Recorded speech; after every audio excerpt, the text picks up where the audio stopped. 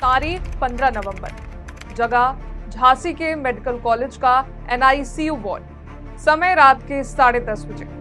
अचानक विस्फोट होता है। मालूम होता है कि शिशु वार्ड में आग लग गई, जिसमें 40 से ज्यादा नवजात बच्चे हैं। पूरे मेडिकल कॉलेज में अफरा तफरी मच जाती है। मेन गेट खुलता नहीं है। शीशों को, खिड़कियों को तोड़ तोड़कर बच्चों का रेस्क्यू किया जाता है।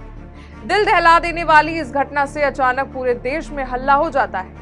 हादसे में 10 बच्चों की जलकर मौत हो गई है। 37 का रेस्क्यू किया जा चुका है और 16 गंभीर रूप से घायल हैं। कारण जो शुरुआती रिपोर्ट में सामने आया वो ये था कि शॉर्ट सर्किट से वार्ड में आग लग गई, लेकिन लगातार जांच में जो अपडेट सामने आए उसमें ये मालूम हुआ कि वहां पड़े ऑक्सीजन सिलेंडर में भी ब्लास्ट हुआ, जिससे आग और धधक उठी। इतनी बड़ी लापरवाही से 10 बच्चों की मौत हो जाती है। परिवार से उनके लाल छिन जाते हैं। लेकिन यह पहली बार नहीं है जब देश में इस तरह का हादसा हुआ है। इसी साल 2024 को 26 मई को भी एक ऐसा हादसा हुआ था जब शिशु वार्ड में आग लग गई थी और मासूम मौत की जंग लड़ रहे थे। चलिए बताते हैं आपको वो हादसे जिसमें बच्चों की दर्दनाक मौत हो गई। 25 मई 2024, जगह दिल्ली। विवेक विहार के बेबी केयर अस्पताल में अचानक आग लग जाती है और इस आग में जलकर 7 बच्चों की मौत हो जाती है। यह अस्पताल जो अवैध रूप से संचालित हो रहा था और रिहायशी इलाके के पास की एक कॉमर्शियल बिल्डिंग में बना हुआ था, जिसका लाइसेंस 31 मार्च को ही खत्म हो चुका था। लेकिन बावजूद इसके 5 बेड के साथ यह अस्पताल धड़ल्ले से चल रहा था।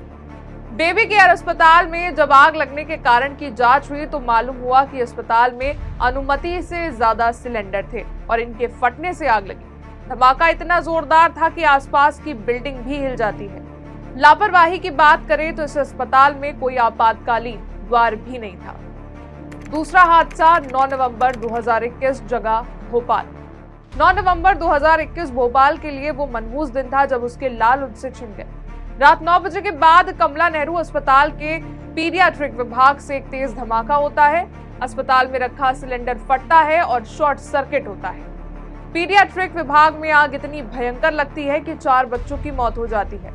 3 बच्चे झुलस जाते हैं। अस्पताल 8 मंजिला होता है, लेकिन व्यवस्थाओं के नाम पर स्थिति 0 होती है। एक ऐसा अस्पताल जहां 400 मरीज हमेशा भर्ती रहते हैं, वहां ना ही फायर एनओसी होती है और ना ही फायर सेफ्टी ऑडिट, और जो उपकरण होते हैं वो आग पर काबू पाने के लिए काम नहीं कर पाते। यह हादसा ऐसा था जिसने सभी को सन्न कर दिया था। तीसरा हादसा 9 जनवरी 2021, जगह महाराष्ट्र। राज्य के भंडारा जिला अस्पताल में देर रात करीब 1:30 पर एक अचानक आग लगती है। ये आग स्पेशल न्यूबॉर्न केयर यूनिट में लगती है, जिसमें 10 नवजातों की मौत हो गई थी। उस समय वार्ड में 17 नवजातों को रखा गया था, जिसमें से 10 की मौत मौके पर हो गई थी। हालांकि हादसे में 7 बच्चों को बचा लिया गया था। शिशुओं की उम्र केवल 1 महीने से 3 महीने के बीच की थी। आग किस कारण से लगी ये मालूम नहीं हुआ, लेकिन एक नर्स ने जब धुआं उठता देखा तब जाकर घटना के बारे में लोगों को मालूम हुआ था। यही नहीं, ये केवल वो हादसे थे जो केवल बच्चों से जुड़े हुए थे। ऐसे ना जाने कितने केस है जहां अस्पताल में आग लग जाती है और जिस जिंदगी को पाने के लिए लोग अस्पताल पहुंचते हैं वहां उनकी शैया बिछ जाती है। आइए बताते हैं। 19 अक्टूबर 2024, कोलकाता, पश्चिम बंगाल। कोलकाता में बड़ा हादसा हुआ।